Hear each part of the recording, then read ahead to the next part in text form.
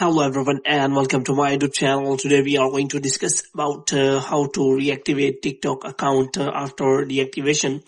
For example, if you have recently deactivated your TikTok account, now if you want to reactivate your TikTok account, then how you can do that.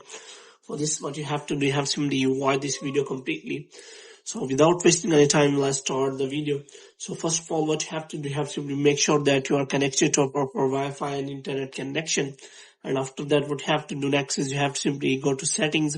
So in settings, you have to go to general, and after that, you have to scroll it down until you find the option of transfer or reset iPhone.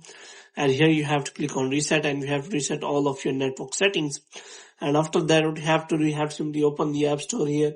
So in App Store, you have to make sure that you have installed the latest version of the TikTok account. And if it is showing any kind of update, then you have to simply update the TikTok account. And after updating, now I will tell you how you can simply deactivate the account. So before this, you have to simply check for that. So you have to simply click on three lines here, and after that you have to click on settings and privacy, and you have to click on account.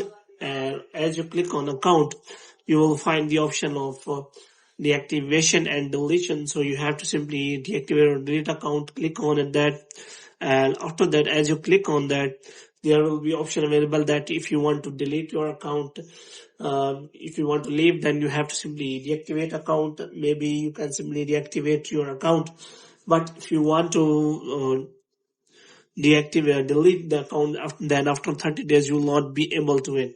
So here is option available that if you deactivate your account, then you can simply reactivate your account just by simply logging into your TikTok account again. But before this, you have to make sure that you have remembered your